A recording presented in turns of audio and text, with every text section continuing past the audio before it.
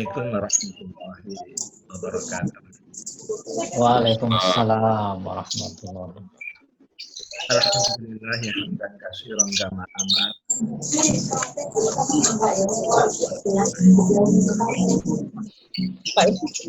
Wa na'udzu billahi min syururi anfusina wa min sayyiati a'malina. May yahdihillahu fala mudhillalah wa man yudhlil fala hadiyalah. Asyhadu an la ilaha illallah wahdah la syarikalah wa asyhadu anna Muhammadan abduhu wa rasuluhu la nabiyya ba'dah. Allahumma shalli wa sallim wa barik ala Muhammad wa ala alihi wa Bapak dan Ibu beserta ijazah yang utama yang akan insya Allah menjadi tamu-tamu Allah yang dimuliakan Allah yang saya hormati. Wabil khusus Ustadz Bakhtiar yang saya hormati. Kali ini kita bertemu dalam topik kajian agar doa terkabul. Mungkin Bapak dan Ibu bertanya dalam hati, kenapa materi ini dimasukkan di dalam materi kajian bimbingan manasik haji? Jawabannya, ya tak tunggu tak jarnengin ae wis. Aku tak anu ya, nonton ya. Iya. hadis yang diriwayatkan oleh Imam Bukhari dengan sanad yang sahih. Nabi kita itu bersabda, Al-Hujjaj wal Ummar wafdullah. Orang haji, orang umrah itu adalah tamu-tamu Allah. Jadi istilah tamu Allah itu bukan sekedar basa-basi. Itu sabda Nabi, hadis Nabi. Bapak Ibu yang nanti akan menjalani haji dinyatakan tamu Allah. Luar biasa. Kenapa luar biasa? Tamu itu mesti ada yang ditamoni, toh. Yang ditamoni adalah Allah Subhanahu wa Ta'ala. Tamu itu pasti akan dihormati oleh yang ditamoni. Apalagi Bapak Ibu sebagai tamu Allah itu memang atas undangan Allah, panggilan Allah untuk berhaji. Salah satu kehormatan yang diberikan kepada Bapak Ibu yang nanti akan jadi tamu-tamu Allah, inda'au ajabahu. Bila berdoa akan dikabulkan oleh Allah. Wa in istaghfaru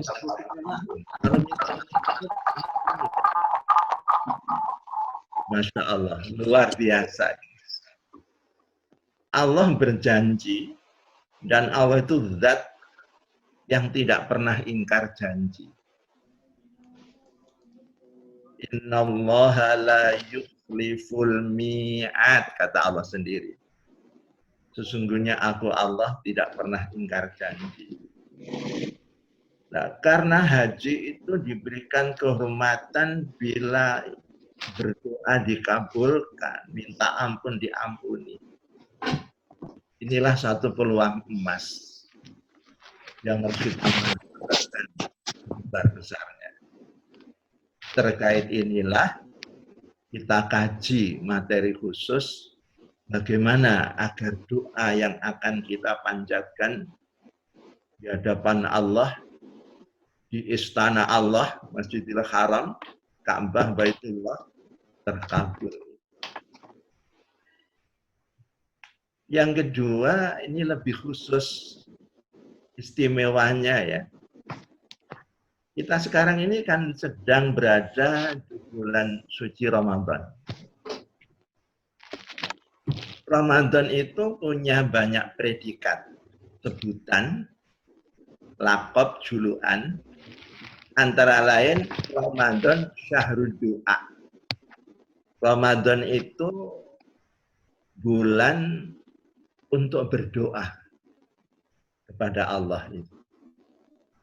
Kalau kita buka kitab suci Al-Quran, ayat yang menerangkan tentang puasa Ramadan itu kan surat Al-Baqarah 183 sampai 187.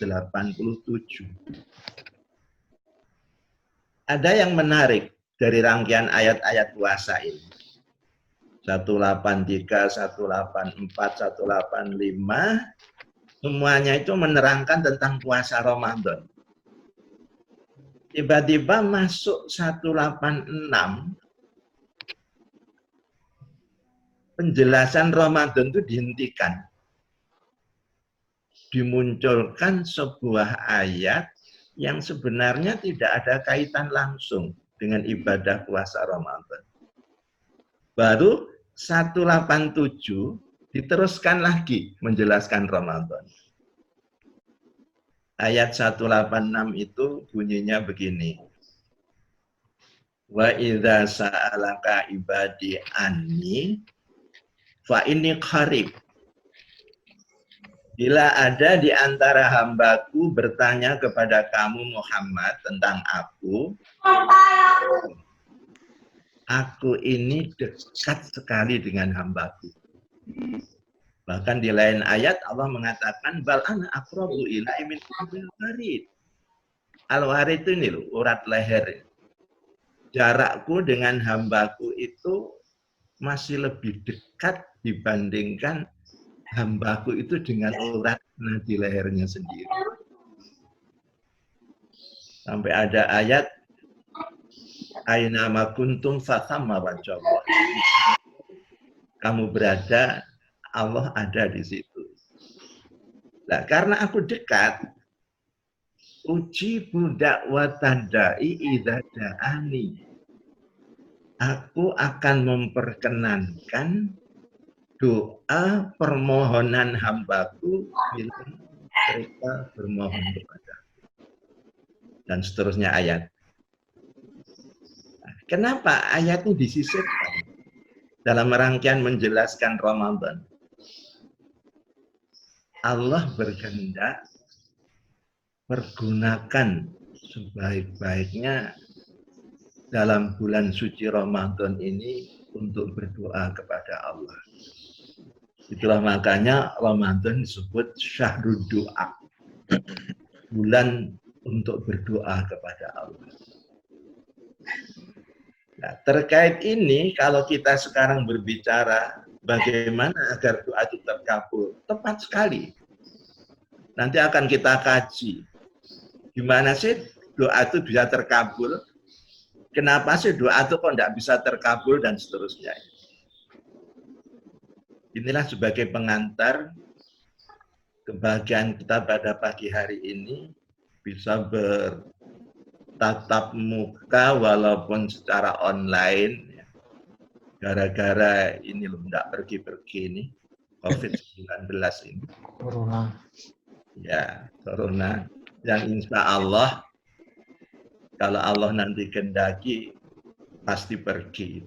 Amin. Amin. Amin. Amin. Tidak ada, sekarang ada, pasti nanti akan tidak ada. Itu sunnatullah. Kullu syai'in halikun illa wajah. Apa saja itu akan binasa kecuali Allah yang tidak. Termasuk diri kita, nyun sewu, kita dulu nggak ada, toh sekarang ada, satu saat pasti tidak ada gitu. Kita bermohon kepada Allah, mudah-mudahan COVID-19 ini segera berlalu hingga kehidupan normal kembali. Mari kita sekarang mulai kaji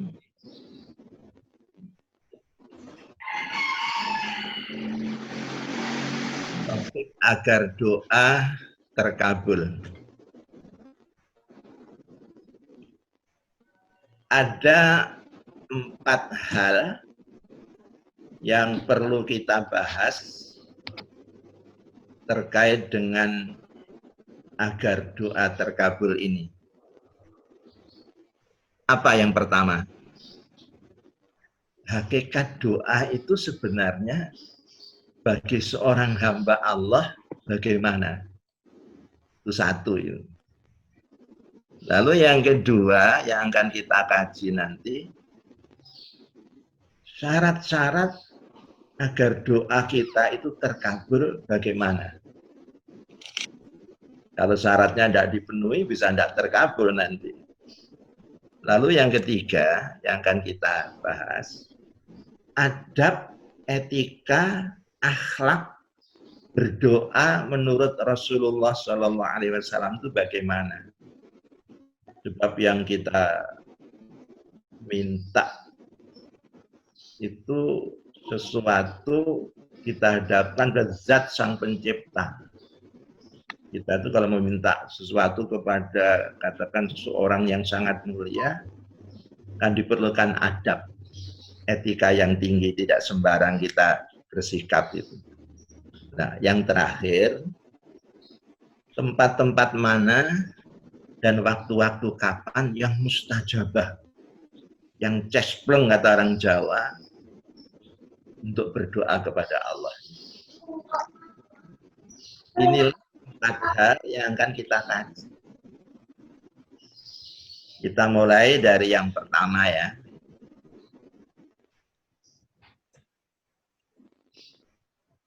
Hakikat doa bagi hamba Allah. Pertama, doa itu merupakan manifestasi dari fitrah insani.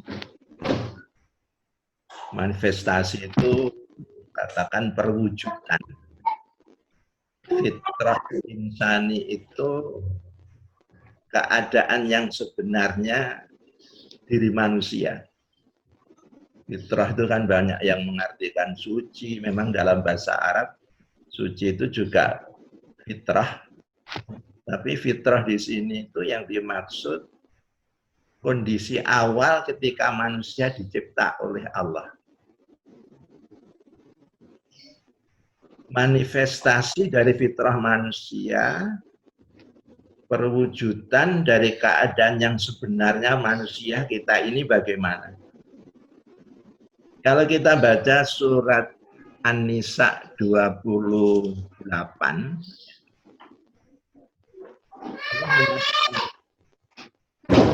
Ulikal insanu dha'ifa. Manusia itu diciptakan dalam keadaan lemah.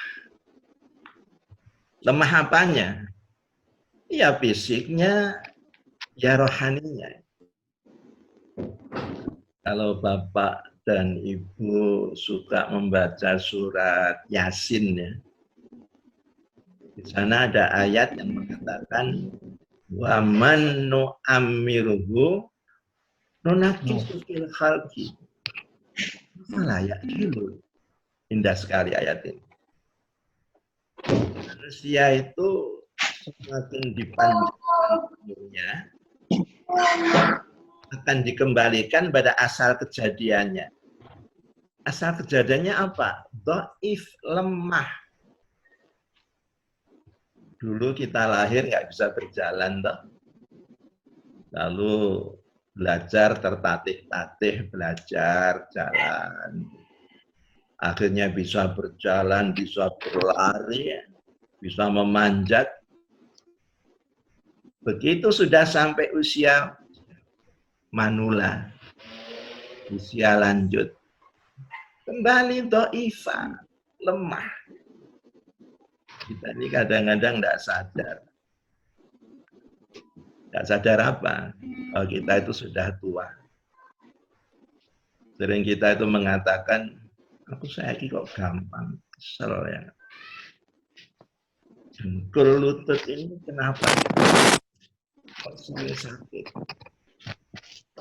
Berjalan susah tertatih-tatih. Ada yang pakai bantuan tongkat untuk berjalan. Bahkan ada yang nyun sewu trafis pakai kursi roda.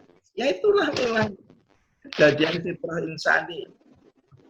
Dari lemah, kuat, lemah lagi. Seterusnya ya tiada. Lah, apa kaitannya doa itu dengan manifestasi fitrah insani ini? Kita berdoa itu menunjukkan kita itu lemah. Secara akal tidak mampu kita ini merealisasikan. Secara fisik juga tidak mampu mewujudkan.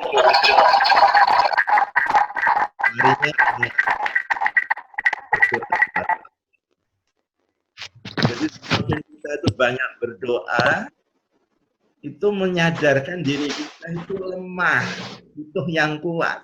Siapa? Allah Subhanahu wa Ta'ala. Kalau sudah terkait Allah, innahu ala kulli syai'in hadir. Tidak ada yang mustahil bagi Allah. Segala sesuatu bisa terwujud kalau Allah kehendaki. Inilah hakikat doa. Penyadaran terhadap fitrah diri kita ini.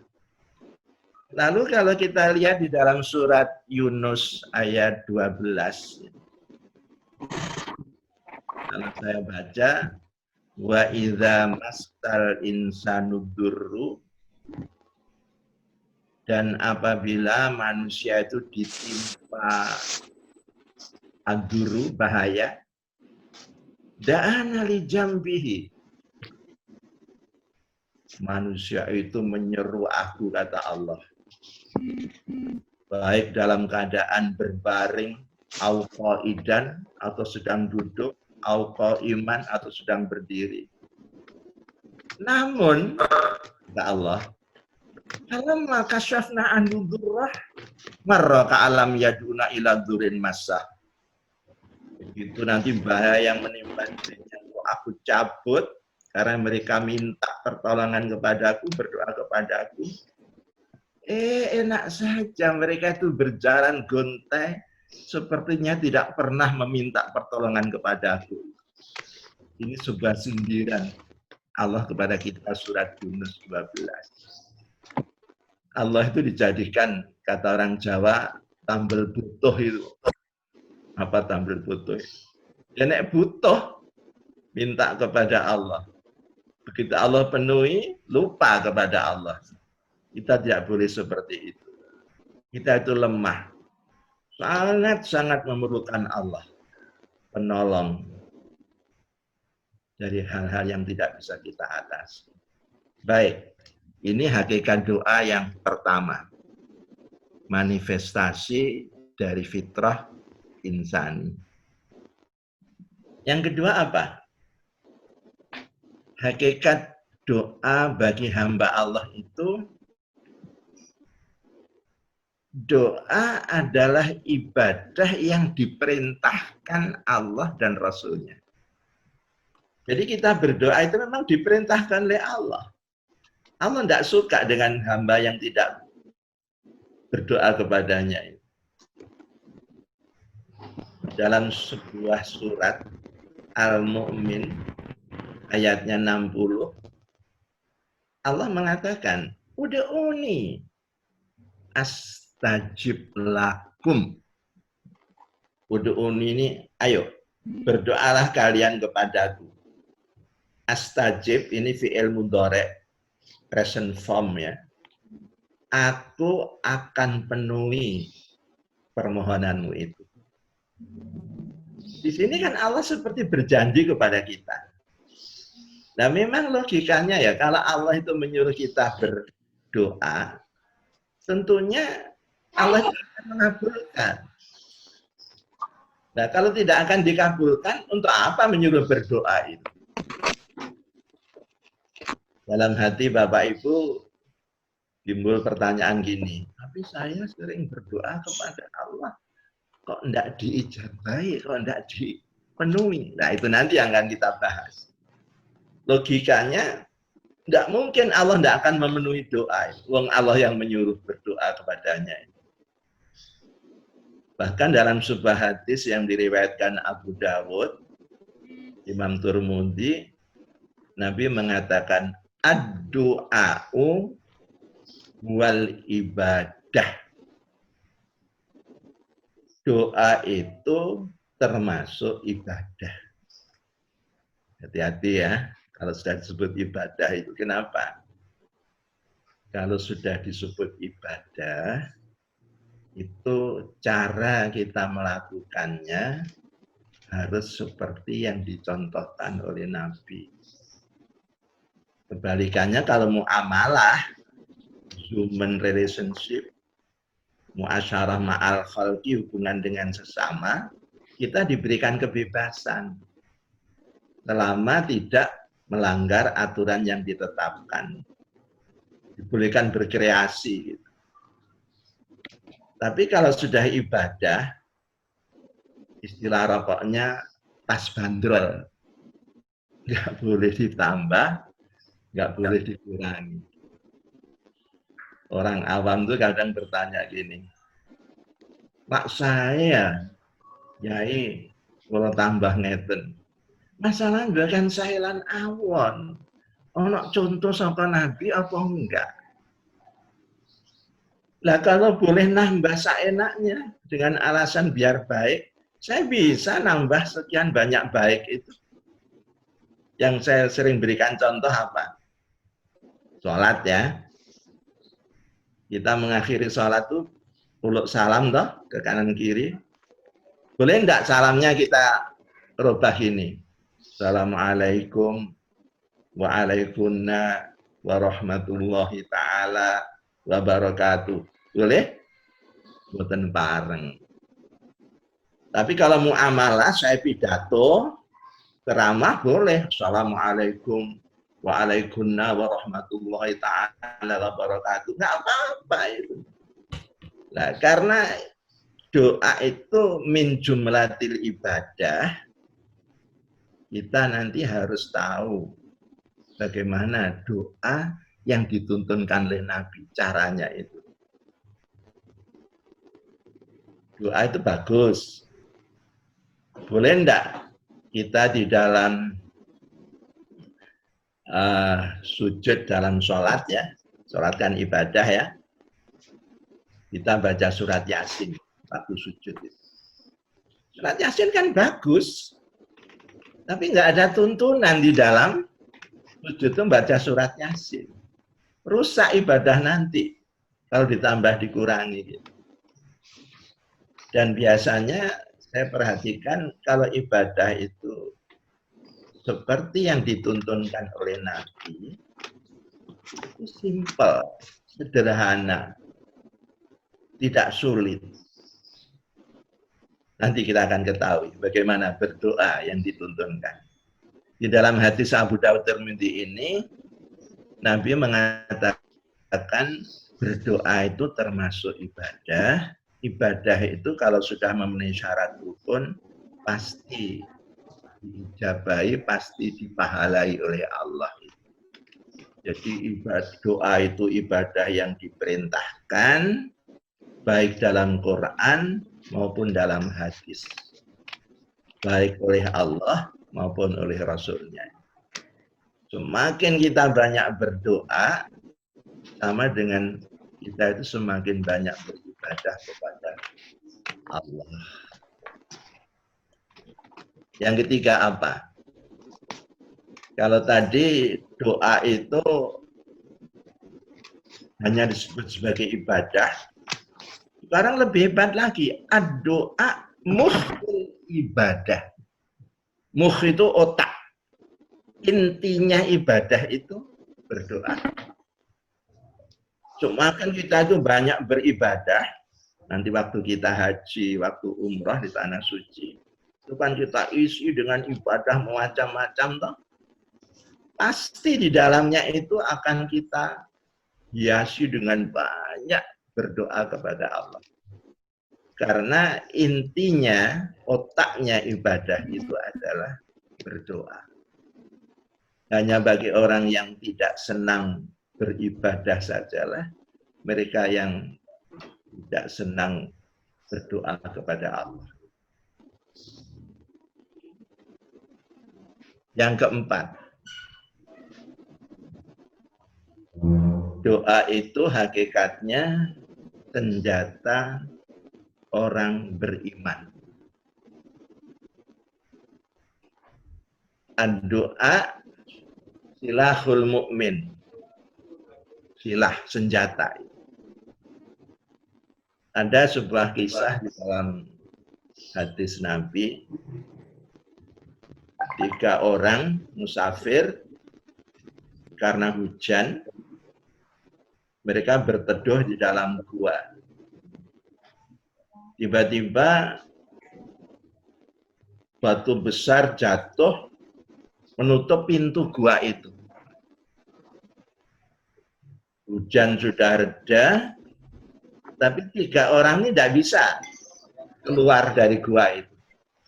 Upayakan dengan segala cara tidak bisa. Akhirnya apa? Masing-masing itu berdoa kepada Allah. Dan doanya itu menyebutkan suatu amalan yang dulu pernah ia lakukan dengan tulus ikhlas yang punya nilai tinggi. Ada yang berdoa, saya dulu pernah menolong orang tua saya. Kalau memang amalan saya itu ya Allah, kau ridhoi, kau terima, tolong bukakan pintu gua ini. Tiba-tiba batu besar yang menutup pintu gua itu bergeser sedikit. Begitu 3 orang itu berdoa dengan wasilah amalnya yang pernah ia lakukan dengan tulus ikhlas, bisa keluar dari gua. Saya membaca hadis seperti itu, saya terpikir, apakah saya ini sudah punya amalan andalan yang betul-betul patut saya banggakan kepada Allah. Perlu kita punya. Syukur-syukur tidak cuma 1, 2, tapi banyak. Karena ternyata amalan yang pernah kita lakukan dengan tulus, ikhlas, diridhoi Allah, itu senjata bagi kita untuk keluar dari kesulitan. Mudah-mudahan kita sudah mempunyai, kalau belum segera mempersiapkan diri, amalan andalan apa yang sudah kita miliki. Bapak dan Ibu yang dirahmati oleh Allah, yang kelima, hakikat doa bagi hamba Allah itu memantapkan jiwa bertauhid. Maksudnya apa? Di dalam ilmu tauhid, ilmu akidah, ilmu usuluddin, kita diberitahu bahwa Allah itu zat yang maujud. Allah itu ada. Allah itu zat yang punya sifat sami'un, maha mendengar. Allah itu punya sifat basirun, maha melihat. Nah, dengan berdoa itu kan sama dengan memupuk jiwa tauhid kita. Kita berdoa itu karena dengan keyakinan Allah itu ada. Allah itu mendengar. Allah itu melihat. Jadi tidak terasa semakin orang itu berdoa, jiwa tauhidnya itu semakin terbina, terpupuk hebat. Akhirnya pendekatannya dia dengan Allah Tuhannya itu akan semakin dekat, semakin yakin. Luar biasa ternyata doa itu bagi seorang hamba Allah.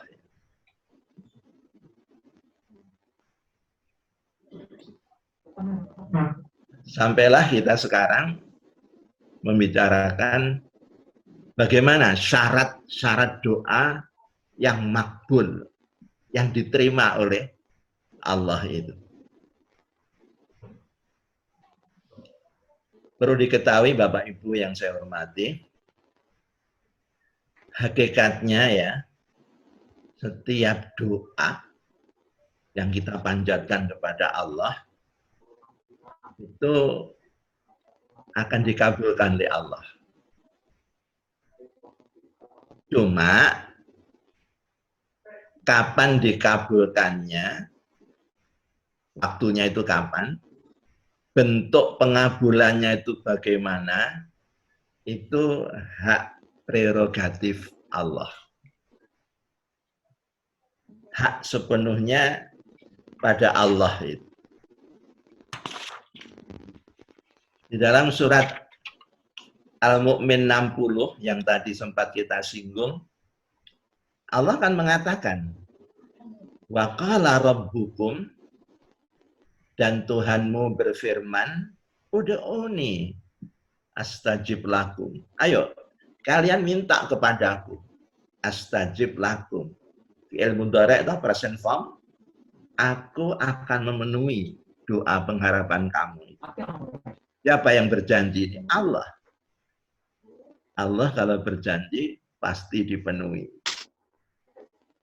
Di dalam sebuah hadis yang diriwayatkan Imam Tirmidzi, Nabi berkata begini, ma'ala wajhil ardi muslimun yad'ullaha ta'ala bida'watin illa atallahu iyyah au sarrafa anhu su'a mislaha malam yad'a bi ismin au qati'atu rahimin. Kalau saya terjemahkan, Nabi bersabda, tidak ada di persada bumi ini seorang muslim bila dia berdoa kepada Allah kecuali Allah akan penuhi. Atau yang diminta tidak dipenuhi. Allah ganti sarrafa anhu su'a mislaha. Dia dipalingkan dari bahaya, di mana nilai bahaya ini sebanding dengan apa yang diminta dalam doanya itu. Dengan syarat ma la yad'u bi ismin aw qati'atu rahim. Dia tidak berdoa dalam kedosaan. Dan kedua, tidak memutuskan silaturahim. Ada yang tidak paham nopo yai maksudnya berdoa kedosaan. Ini kalau tiang berjudi, ada yang mengatakan, dah ini terakhir, bismillah, 100. Dawang tombok 100 loh, ucap bismillah. Niku lak sami kali tiang ngombe khamer, ngertes khamer ya. Whisky brandy ini lho Pak, cap kontol, cap konci, cap goji, mensen, Columbus, drum, jembrung napa niku. Niki sanes agen ngapalaken. Lah kok ngombe niku ngucap bismillahirrahmanirrahim. Begitu merasa segar, alhamdulillahirabbil alamin. Ini namanya ngelama. Napa ngelama niku? Ngelama niku gak nduga, ndak sopan, kurang ajar. Jadi hadis Tirmidzi ini mengatakan ndak ada seorang muslim di dunia ini bila berdoa tidak dikabulkan, pasti dikabulkan. Nah, kita ini kadang-kadang kalau sudah berdoa ndak dikabulkan seperti yang kita minta, lalu kita menyimpulkan doaku gak ketompo. Gak dikabulkan Allah. Padahal sudah dikabulkan itu, tapi dalam bentuk lain. Umpamanya kita apa? Tidak kaya. Allah tidak penuhi, belum memenuhi. Tapi kita diberi Allah kesehatan yang semakin prima, semakin sehat. Apa itu bukan pengabulan doa? Saya tanya ya. Kaya dengan sehat itu nilainya tinggi. Ya tinggi sehat. Bapak Ibu kalau saya tanya, pilih mana? Kaya raya sakit-sakitan, apa miskin sehat walafiat? Saya ngerti jawabannya itu. Kaya sehat. Nggak tanya. Orang sehat itu untuk menjadi kaya terlalu mungkin. Tapi orang kaya sakit-sakitan, mungkinnya apa? Habis kekayaannya itu untuk berobat. Jadi balasan Allah itu kapan waktunya, bentuknya gimana, itu yang menentukan Allah. Kadang yang diminta kedudukan tidak diberi, tapi anak-anaknya Allah menjadi anak-anak yang berhasil. Menjadi orang yang diorangkan orang. Padahal bapak ibunya sekedar orang-orangan. Ini yang kita sering tidak paham. Jadi hakikatnya setiap doa itu memang akan dijawab oleh Allah. Namun bentuknya bagaimana, kapan waktunya, itu hak sepenuhnya prerogatif pada Allah Subhanahu wa taala. Nah, sekarang agar doa kita itu dimakbul, dikabulkan oleh Allah, syaratnya gimana? Pertama, harus berikhtiar dengan sungguh-sungguh. Tadi di awal pengantar, saya menerangkan ayat sisipan tentang puasa tadi, masih ingat? Al-Baqarah 186. Wa idza sa'alaka ibadi anni fa inni qarib. Kalau ada di antara hambaku bertanya kepada kamu Muhammad tentang aku, katakan aku dekat. Ujibu da'wata da'i idza da'ani, aku akan memperkenankan doa hambaku bila dia berdoa kepadaku dengan syarat fal yastajibu li wal yu'minu bi la'allahum yarsudun. Syarat pertama, penuhi dulu yang ku minta. Kedua, berimanlah kepadaku agar mereka ada petunjuk. Kalau kita baca tafsir ya, Al-Baqarah 186 ini, dipertanyakan, loh, kok syaratnya seperti terbalik mungkolab? Ya Allah tidak mengenal terbalik mungkolab dong. Kita yang terbalik-balik berpikir. Alasan kita kan begini, iman itu kan segalanya. Kenapa dipersyaratkan nomor 2? Kenapa tidak fal yu'minu bi baru fal yastajibuli? Betul, iman itu segalanya. Tapi kenapa dalam kaitan doa di nomor 2? Yang di nomor 1 kan apa? Penuhi dulu yang kuminta.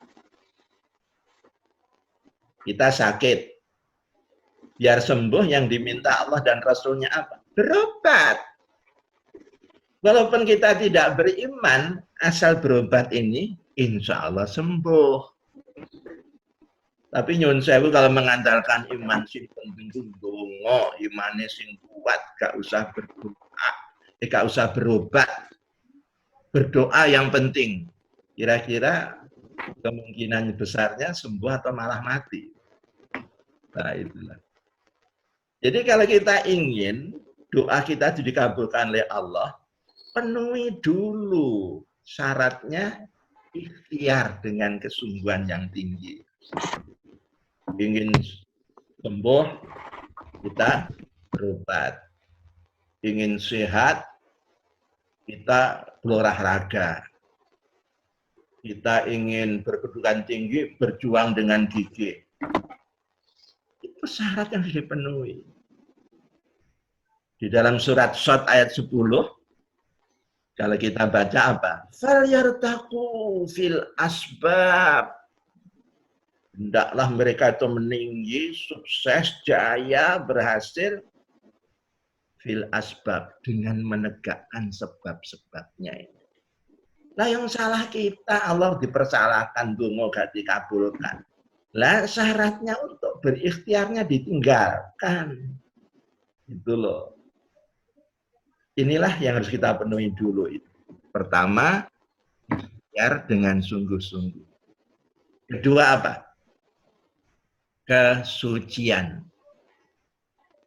Ada sebuah kisah yang menarik yang diriwayatkan oleh Imam Tabrani dari Abu Bakar. Nabi itu bernasihat kepada sahabatnya yang bernama Sa'ad bin Abi Waqqas. Kenapa Nabi bernasihat? Sa'ad bin Abi Waqqas, sahabat Nabi ini datang kepada Nabi bermohon agar didoakan saat ini menjadi orang bila berdoa kepada Allah dikabulkan oleh Allah. Mungkin dia merasa kok sering berdoa tidak dikabulkan. Atau mungkin dikabulkan dia sendiri yang tidak sadar bahwa sudah dikabulkan. Karena diganti. Tidak seperti yang persis diminta dalam doa. Nabi memberikan nasihat begini. Ya Sa'ad, tayyib du'matak tustajab du'a'ak. Sa'ad, sucikan makanan minumanmu.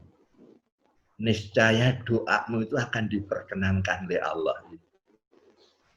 Bahkan kalau saya baca terusnya hadis ini, wallahi demi Allah, kata Nabi, walladzi binafsihi, walladzi nafsi binafsihi, di mana keselamatan jiwaku ada di tangan Allah.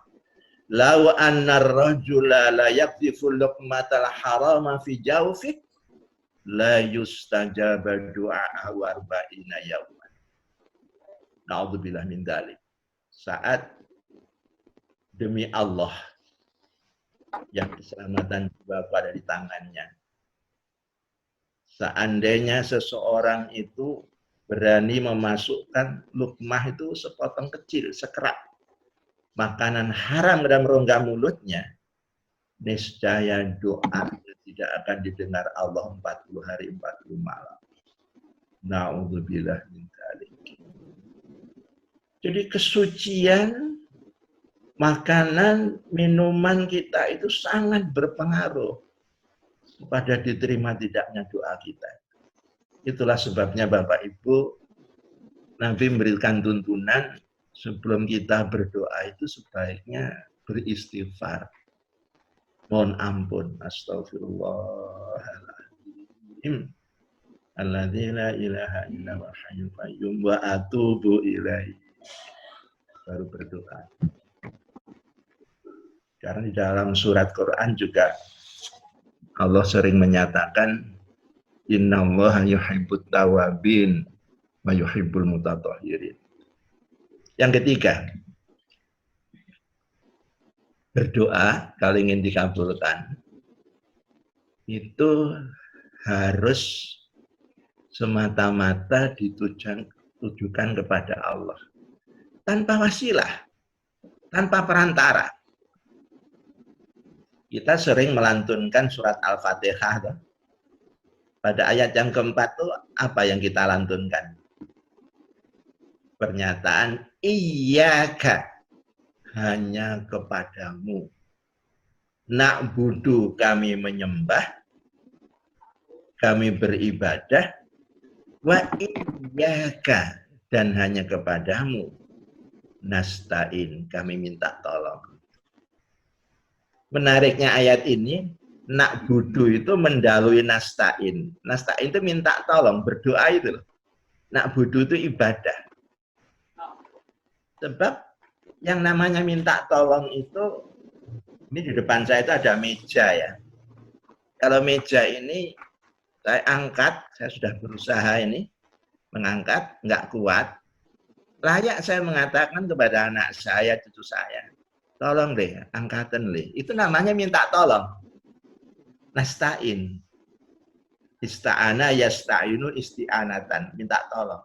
Tapi kalau saya belum berusaha mengangkat meja di depan saya ini, saya bukan nasta'in, tapi nakmuru, menyuruh, memerintah, ngongkon, kata orang Jawa. Jadi ayat Al-Fatihah 4 ini memberikan pelajaran, kalau nasta'in, minta tolong berdoa itu, dahului dengan upaya, na'budu. Kemudian dalam surat Yunus 106 secara eksplisit wala tada'u min dunillah ma la yanfa'uka wa la yadurruka. Jangan sekali-kali kamu berdoa kepada selain Allah, min dunillah. Ini realisasi dari iyyaka tadi itu. Hanya kepadamu kami menyembah dan minta tolong. Maka Yunus 106 mengatakan, jangan sekali-kali kamu berdoa kepada selain Allah. Di mana yang kamu itu tidak bisa memberikan manfaat kepadamu dan tidak bisa membayarkan berat kamu. Umpamanya patung diminta, hewan diminta. Itu salah. Jadi kalau sudah berdoa itu semata-mata kepada Allah. Tanpa wasilah, tanpa perantara itu. Dan yang keempat, kalau ingin dikabulkan, waktu berdoa itu harus mantap hati ini. Mantap itu artinya yakin bahwa doa kita akan dikabulkan. Dalam hadis yang diriwayatkan Imam Ahmad ya, wa idza sa'altumullah fas'aluhu wa antum muqinuna bil ijabah. Apabila kamu itu bermohon kepada Allah, bermohonlah dengan keyakinan yang tinggi bahwa permohonanmu itu akan dikabulkan. Ada sebuah hadis qudsi yang terkenal mengatakan gini, ana ala qasdi abdi. Saya ini, kata Allah, tergantung kepada keyakinan hambaku itu. Ana ala abdi. Jadi kalau berdoa itu dengan keyakinan pasti dikabulkan, ya Allah kabulkan. Kalau kita ragu, ya Allah ragu itu. Maka jangan sekali-kali kita bermohon kepada Allah, oh ya dikabulkan apa enggak? Jangan. Insya Allah dikabulkan. Dan nanti kalau suatu saat kita merasa belum dikabulkan, apa iya? Apa tidak? Sudah dikabulkan dalam bentuk lain? Apa iya? Apa sudah kita penuhi syarat-syaratnya gitu loh. Karena Allah sendiri yang menyuruh. Ud'uni astajib lakum. Ayo kamu berdoa kepadaku, aku akan penuhi. Jadi yang keempat ini, doa harus kita panjatkan dengan hati yang mantap, yakin akan terkabulnya doa. Nah, sampailah kita sekarang kepada adab berdoa menurut Rasulullah itu bagaimana? Etikanya itu. Karena yang kita minta itu zat pencipta alam. Kita bagi dua ya, adab lahiriah dan adab batiniah. Adab lahiriahnya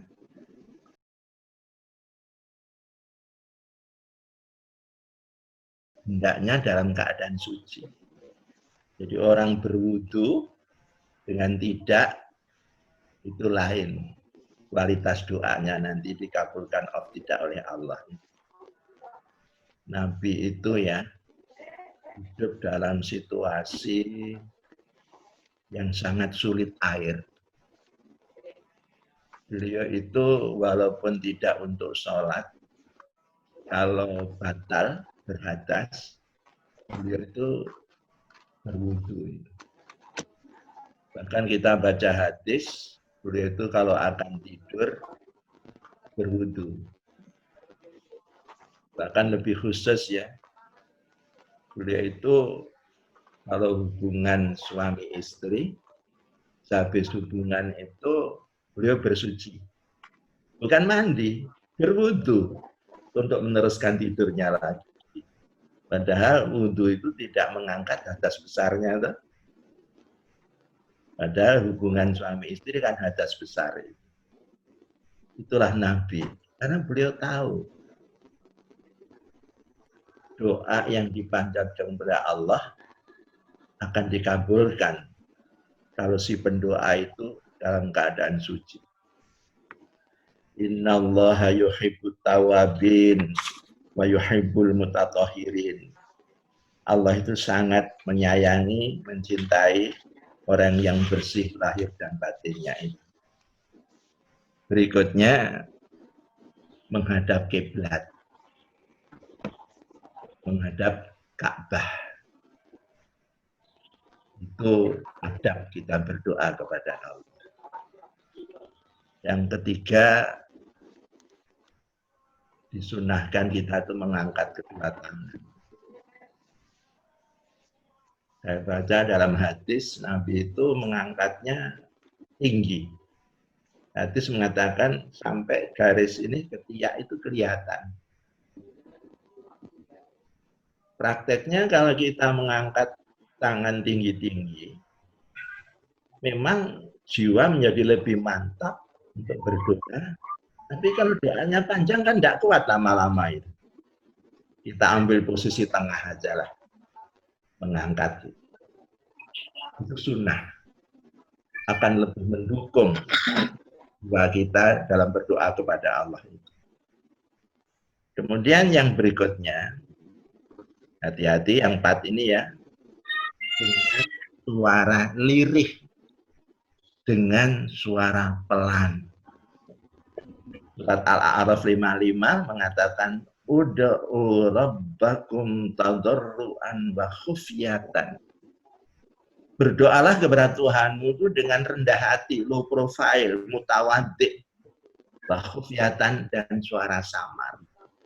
Khufyah itu antara terdengar dengan tidak. Apa kata Jawa? Umi-umi. Karena Allah itu sami, maha mendengar, tidak usah keras-keras.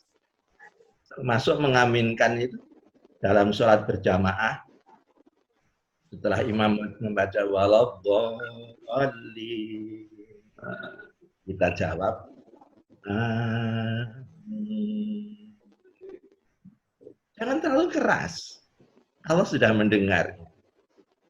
Lalu berikutnya yang kelima, sebaiknya berdoa itu diulang 3 kali. Kenapa 3 kali? Dalam bahasa Arab ya, jamak itu 3. Kalau dalam bahasa Inggris 2 itu kan jamak. Kalau bahasa Arab enggak. Ada musanna, ada jamak. Mufrad, musanna, jamak.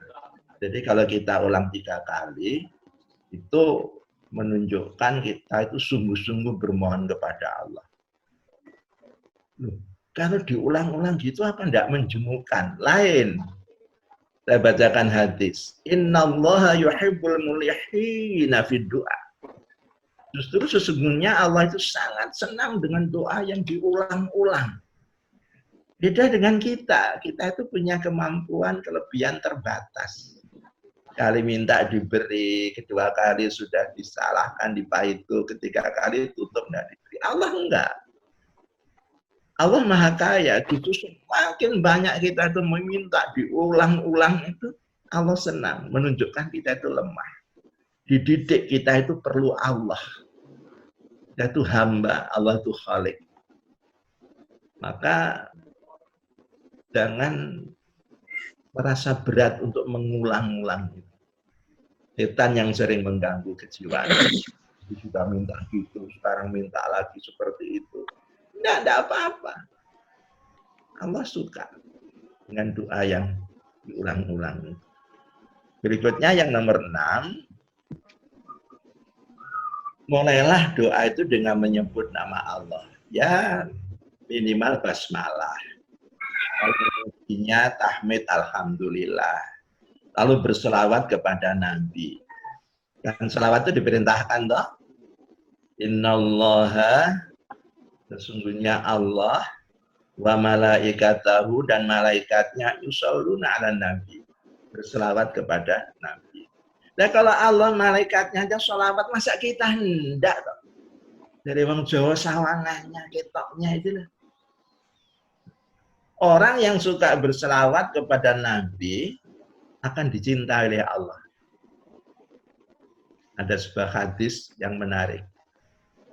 Saat Nabi berada di tengah-tengah sahabatnya, tiba-tiba Nabi itu sujud. Sahabat-sahabat mengira ini mesti sujud syukur.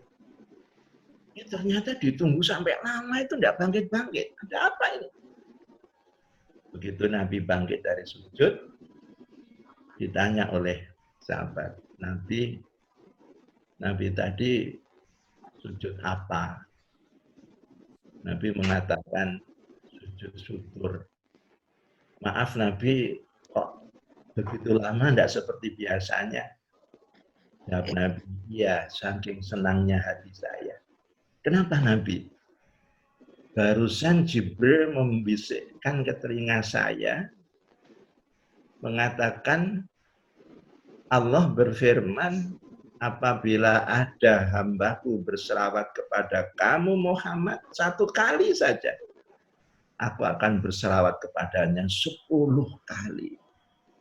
Saking senang bahagianya saya mendengar itu, saya sujud syukur begitu lama tadi. Mari kita berbanyak bersolawat kepada Nabi, terutama kalau kita akan berdoa kepadanya. Awal akhir hiasi dengan tahmid dan sholawat kepada Nabi. Ini akan menjadi etika, adab yang sangat indah yang dipuji oleh Allah Subhanahu wa taala. Yang ketujuh,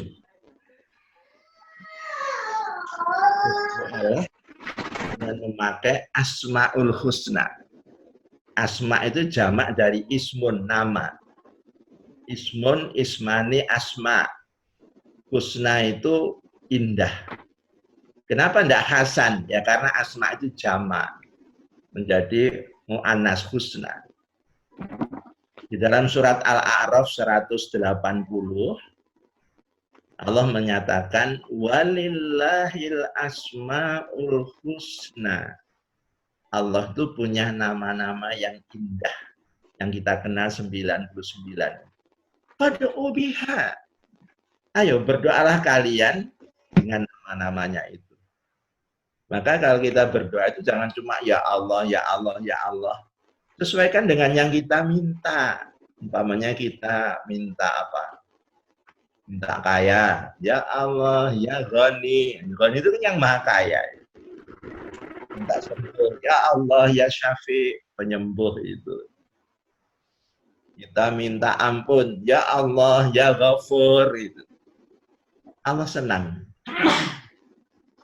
dengan nama-nama indahnya disebut dalam doa kita. Lalu yang ke-8,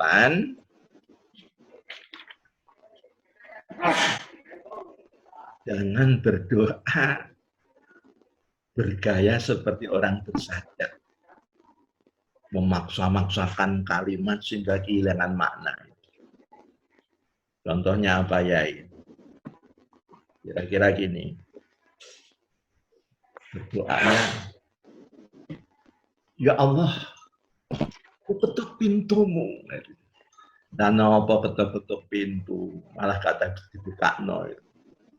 Kau dat yang pengasih tak pilih kasih. Indongo apa deklamasi. Justru berdoa itu dengan suara lirih, dengan sikap jiwa yang tunduk, samar diucapkan, apa yang diminta disampaikan dengan kesederhanaan. Tidak bersajak memaksa-maksakan kalimat sehingga kehilangan makna. Ada yang berdoa, ya kalau kamu penuhilah ya Allah.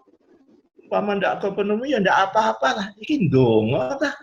Ya Allah. Jangan bersajak. Jangan deklamasi.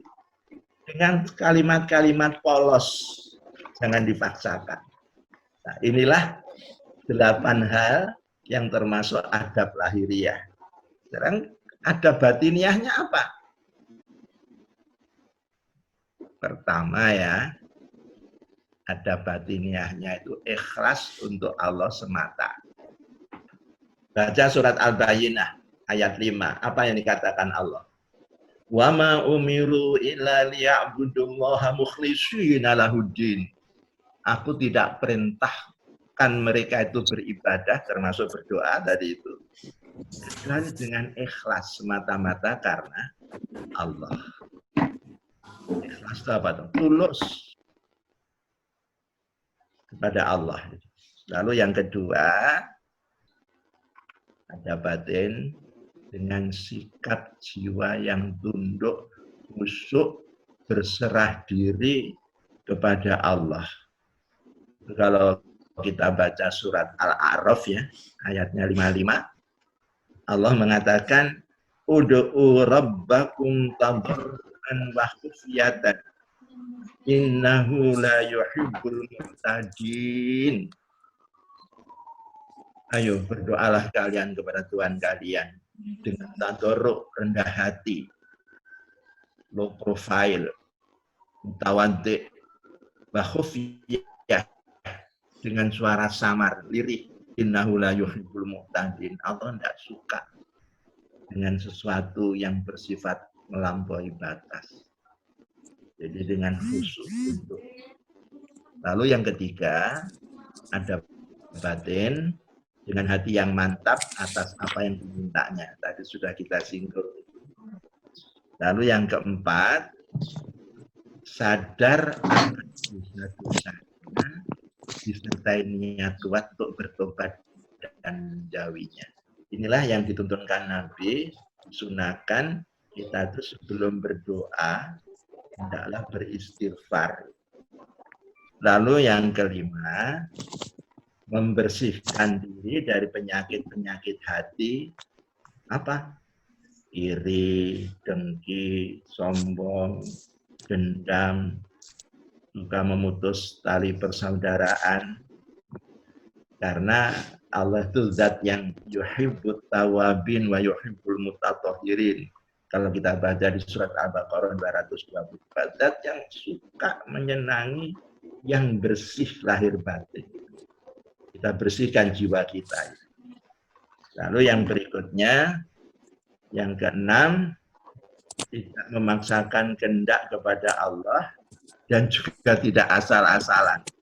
Itulah yang tadi saya sebut. Kalau kamu mau ya kabulkan, kalau tidak nggak apa-apa. Ini kan Allah itu dianggap apa? Jangan paksakan kehendak kepada Allah dan jangan asal-asalan. Lalu yang terakhir, tawakal Allah. Tawakal, berserah diri itu setelah berusaha. Dengan keyakinan Allah pasti akan menjawab. Kapan, bentuknya gimana, Allah yang akan menentukan. Tawakal. Terakhir, yang akan kita kaji, masih ada waktu sedikit ini, waktu dan tempat yang mustajabah itu kapan? Pertama, waktu sahur, sepertiga malam yang terakhir. Nah, ini kebetulan kita sedang dalam puasa Ramadan. Tiap malam, pagi kita sahur. Sahur itu apa toh? Sahur itu ismun au dzikrun li'atin kubaila subhi. Nama atau sebutan untuk waktu menjelang subuh. Hebatnya waktu sahur itu Allah turun ke langit dunia ingin mendengarkan doa hambanya. Minta apa mereka itu? Dan akan dikabulkan. Mari kita manfaatkan kalau waktu sahur itu jangan hanya untuk makan, hanya untuk lihat TV, menunggu dan subuh. Pergunakan untuk mendekatkan diri kepada Allah, berdoa, beristighfar, bersolawat kepada nabinya. Itu waktu yang luar biasa, sepertiga malam terakhir. Lalu yang kedua, waktu yang mustajabah itu hari Jumat dan hari Arafah. Nanti waktu kita haji, padang Arafah, berwukuf, itu luar biasa untuk berdoa. Lalu yang ketiga, bulan Ramadan sekarang ini. Lalu yang keempat, dalam sholat dan sesudahnya, terutama pada saat sujud. Loh, apa kita boleh menambahi doa? Katanya ibadah harus seperti contoh Nabi. Boleh karena Nabi yang memerintahkan. Pertama, waktu sujud. Apakah sujud pertama, kedua, ketiga, terakhir, nggak masalah. Dan sebelum kita uluk salam itu dibolehkan kita menambah doa. Saya bacakan hadisnya ya. Aqrabu ma yakunul abdu li rabbi fahuwa sajidun. Jarak terdekat antara hamba dengan Allah, kata Nabi, waktu si hamba itu sujud. Nah, karena dekat, perintah Nabi apa? Fa'aksiru doa afi. Perbanyak doa dalam sujud itu. Tidak disebut sujud yang mana. Kita kan suka terakhir, biar tidak membingungkan. Silahkan aja. Ada pertanyaan. Caranya berdoa dalam sujud itu gimana, Yai? Ada dua pendapat. Kalau Imam Abu Hanifah, mazhab Hanafi, justru waktu sujud itu boleh berdoa dengan bahasa apapun kita ucapkan. Alasannya apa? Perintah fa'aksiru doa afih ini bersifat perintah mutlak. Tidak ada pembatasan. Perbanyaklah doa dalam sujud. Silakan dengan bahasa apapun. Ya, ini namanya ijtihad. Ijtihad itu salah pun dipahalai oleh Allah. Saya tidak menyalahkan ijtihad pendapatnya Abu Hanifah, tapi saya tidak memakainya. Tapi saya tidak menyalahkan, tidak memakai. Alasan saya lil ikhtiyat, untuk kehati-hatian. Yang saya pakai pendapat, kalau doa itu mengambil doa dalam Quran atau hadis, langsung saya baca. Sesuai dengan aslinya saya baca. Tapi kalau saya ingin berdoa bebas dengan bahasa saya, bahasa apapun, itu cukup dengan hati, tidak diucapkan. Inilah yang saya pakai. Kalau doa sebelum uluk salam, itu Nabi memberi contoh, Allahumma inni a'udzubika min adzabi jahannam wa min adzabil qabri wa min fitnatil mahya wal mamat wa min syarri fitnatil masiihid dajjal. Ya Allah, saya mohon perlindungan kepadamu. Pertama yang paling hebat itu siksa neraka jahanam. Kedua, siksa kubur. Ketiga, fitnah dalam hidup dan akan mati. Keempat, wa min syarri, dari kejahatan para penggoda ad-dajjal, al-masih yang bergentayangan.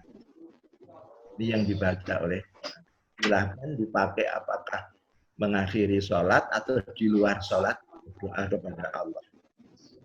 Berikutnya, antara azan dan iqamah, itu waktu yang sangat baik untuk berdoa. Yang ke-6, situasi bahaya atau bencana alam. Nah, seperti sekarang ini, kita kan sedang menghadapi bahaya yang luar biasa ini, COVID-19 ini. Saat yang bagus untuk berdoa. Saya mengamalkan doa biar tidak terkena COVID-19 ini. Hadis Nabi yang mengatakan, Bismillahilladzi la yadurru ma'asmihi syai'un fil ardi wala fis sama' wa was-sami'ul alim. Doa ini kata Nabi kalau dibaca dalam situasi bahaya, bencana, kita akan tidak terkena bahaya itu. Bismillahilladzi la yadurru ma'asmihi syai'un fil ardi wala fis sama' wa was-sami'ul alim. Berikutnya yang ke-7, manfaatkan kalau Bapak Ibu sedang dalam bepergian musafir itu berdoa. Nah, haji itu kan musafir dalam waktu yang panjang. Hiasi dengan banyak berdoa kepada Allah. Yang ke-8 yang sedang kita alami sekarang saat berpuasa. Ada hadis begini. Salasun la yuraddu da'watum, ada 3 orang yang doanya tidak ditolak. Pertama, imamul adil, pemimpin yang adil. Pemimpin yang segenap jiwa raga waktunya untuk rakyatnya. Kenapa diutamakan? Doanya tidak ditolak. Wallahu fi aunil abdi, maka al abdu ala auni. Allah itu akan selalu menolong hambanya selama hamba itu banyak menolong saudaranya. Jadi kalau pemimpin segenap jiwa raganya untuk rakyatnya, bila dia bermohon kepada Allah untuk dirinya dan untuk orang lain akan dipenuhi. Jadilah orang yang berkepedulian sosial tinggi. Kalau ingin doa kita itu diperhatikan oleh Allah. Nah, yang kedua, dakwatul mazlum, doanya orang yang teraniaya. Nah, kalau orang teraniaya tidak diprioritaskan doanya dikabulkan, siapa yang akan menolongnya? Baru yang ketiga, dakwatus shaimi hatta yufṭira. Doanya orang berpuasa sampai dia itu berbuka. Terakhir, dari 9 saja di tempat-tempat mulia, masjid, Baitullah, Multazam itu antara pintu Ka'bah dengan Hajar Aswad. Bir Ismail itu yang di sebelah utaranya Ka'bah itu, di bawah pancuran emas itu. Lalu Raudhah itu di Masjid Nabawi, Taman Surgawi. Lalu Padang Arafah saat haji dan lain-lain. Alhamdulillah saya sudah selesai menyampaikan tema topik kajian hari ini agar doa terkabul. Mudah-mudahan Allah tidak cuma membuat kita paham, bertambah ilmu kita tentang doa, tapi Allah mentakdirkan apa yang kita kaji ini menjadi ilmu dan kepribadian kita. Dengan harapan semoga setiap kita berdoa kepada Allah, Allah mengijabahi, Allah memenuhi. Termasuk yang sekarang ini kita berdoa, ya Allah tolong wabah COVID-19 ini segera berakhir. Karena Kau yang menciptakan, Kau pula yang berhak untuk mencabut wabah ini. Innaka ala kulli syai'in qadir. Dan kedua, ya Allah, jadikan kami tahun ini benar-benar bisa berhaji ke Baitullah. Amin. Melaksanakan keinginan kami yang pertama kami tambahkan, ya Allah, mudahkanlah. Dan jadikan kami menjadi hamba-hambamu yang hajinya mabrur dan ridho Kamu. Inilah harapan kita, dan mudah-mudahan apa yang kita kaji hari ini akan ibadah kita kepada Allah Subhanahu wa Ta'ala, meningkatkan kualitas Ramadan kita berthalabul ilmi. Demikianlah yang dapat saya sampaikan, saya jawabkan. Mudah-mudahan memenuhi yang diharapkan. Saya akhiri, aqulu qouli hadza wa astaghfirullah li wa lakum. Assalamualaikum warahmatullahi wabarakatuh.